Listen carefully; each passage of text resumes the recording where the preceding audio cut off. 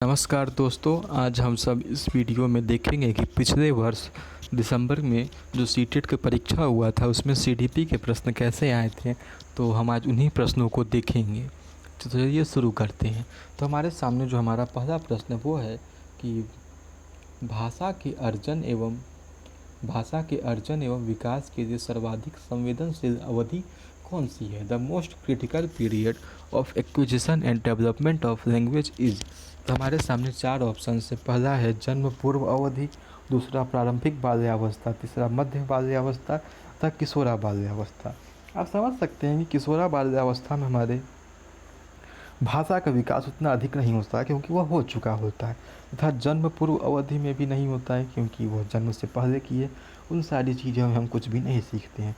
तो जो हमारे भाषा का अर्जन एवं विकास सर्वाधिक जो है प्रारंभिक बाल्यावस्था में होता है, जिसे हम अर्ली चाइल्डहुड भी कहते हैं। तो पहले का जो ऑप्शन होगा, आंसर होगा, वो होगा ऑप्शन नंबर 2, प्रारंभिक बाल्यावस्था। उसके बाद हम अगले क्वेश्चन की ओर देखते हैं।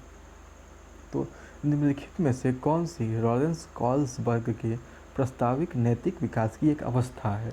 ठीक, तो हम इसको ऑप्शन से भी कर सकते हैं। सबसे पहली बात तो प्रस्तुति अवस्था नहीं होगी, और मूर्त संक्रियात्मक अवस्था जीन पियाजे की अवस्था है। उद्योग बनाम अधीनता अवस्था भी आपने बिल्कुल नहीं पढ़ा होगा क्योंकि यह कोई अवस्था होती ही नहीं है। तो हमारे पास जो है ऑप्शन नंबर 2 बचता है, सामाजिक अनुबंध अविन्यास। तो यही जो है प्रश्न संख्या 2 का सही उत्तर होगा। लॉरेंस कॉल्सबर्ग की नैतिक विकास की एक अवस्था का नाम है सामाजिक अनुबंध अभिन्यास। उसके अलावा हम यहाँ देखते हैं तीसरे नंबर प्रश्न में कि कक्षा में परिचर्चा के दौरान एक शिक्षक प्रायः लड़कियों की तुलना लड़कों में और लड़कियों की तुलना में लड़कों पर अधिक ध्यान देता है। यह किसका उदाहरण है। देखिए साथियों, जहाँ पर भी आप लड़के लड़कियों को किसी भी आधार पर, लिंग के आधार पर जब आप भेदभाव करते हैं तो वो पक्षपात का उदाहरण माना जाता है। तो अध्यापक जो हैं कक्षा में जेंडर पक्षपात कर रहे हैं। तो इसका जो सही आंसर हो जाएगा नंबर 1।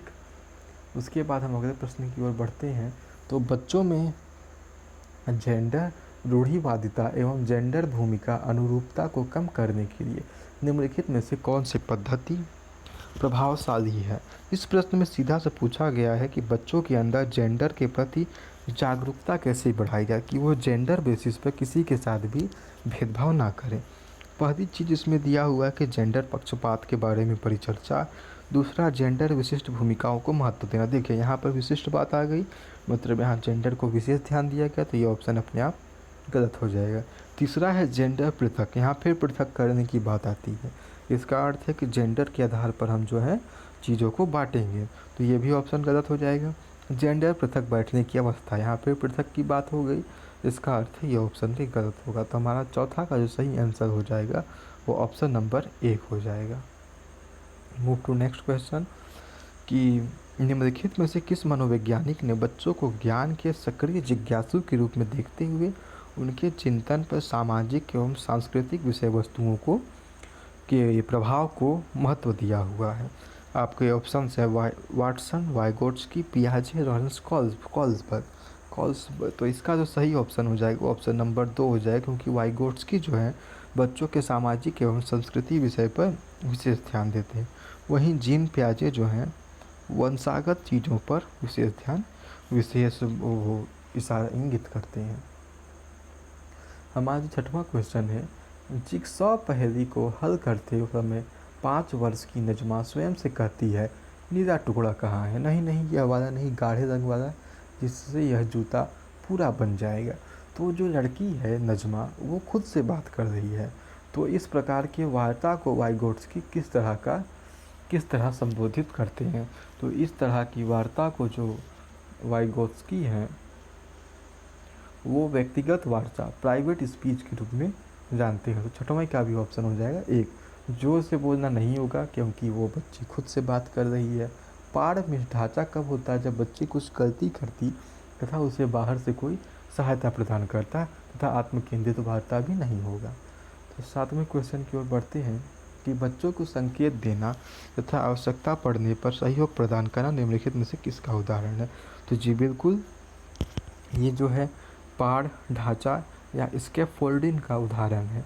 सातवें का सही ऑप्शन है 4। ये जो है वाइगोट्स्की ने अपनी थ्योरी में बताया था कि इन्होंने अपनी थ्योरी में जेड पी डी तत्व का निर्धारण किया था, जिसे हम जोन ऑफ प्रॉक्सिमल डेवलपमेंट कहते हैं।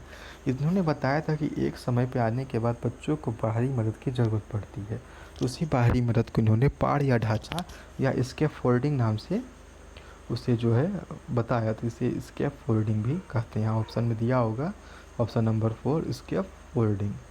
तो 8वें क्वेश्चन की ओर देखते हैं कि निम्नलिखित व्यवहारों में से कौन सा जीन पियाजे के द्वारा प्रस्तावित मूर्त संक्रियात्मक अवस्था को विशेषित करता है।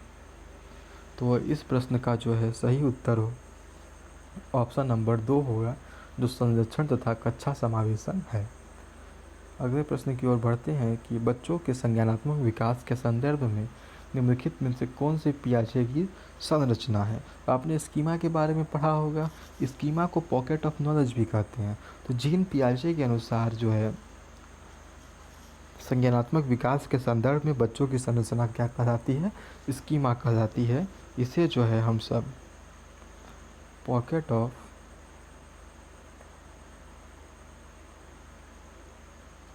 नॉलेज भी कहते हैं।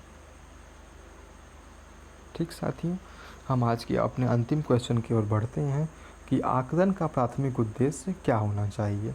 आकलन अर्थात जब हम किसी भी विद्यार्थी के बारे में जब आकलन करते तो उसका उद्देश्य क्या होना चाहिए। सबसे पहली चीज़ है विद्यार्थियों के लिए श्रेणी निश्चित करना। जी नहीं, ये बिल्कुल गलत होगा। हम किसी भी प्रकार से विद्यार्थियों के साथ भेदभाव नहीं कर सकते हैं। ऑप्शन नंबर 2 है संबंधित अवधारणाओं के बारे में बच्चों की स्पष्टता तथा भ्रांतियों को समझना। यह वाला ऑप्शन कुछ सही लग रहा है।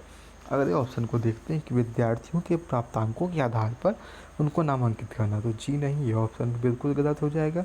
रिपोर्ट कार्ड में उत्तीर्ण या अनुत्तीर्ण अंकित करना, बिल्कुल नहीं, ये भी आकलन का प्राथमिक उद्देश्य बिल्कुल नहीं होना चाहिए। तो इससे यह स्पष्ट होता है कि आकलन का जो प्राथमिक उद्देश्य है वह ऑप्शन नंबर 2 अर्थात संबंधित अवधारणाओं के बारे में बच्चों की स्पष्टता तथा भ्रांतियों को समझना ही ऑप्शन नंबर 2 प्रश्न संख्या 10 का सही उत्तर होना चाहिए। ठीक है दोस्तों, आज के वीडियो में इतना ही। हम कल फिर इस वीडियो में मिलेंगे, जहां हम प्रश्न संख्या 11 से प्रश्न संख्या 20 तक को हल करेंगे। धन्यवाद।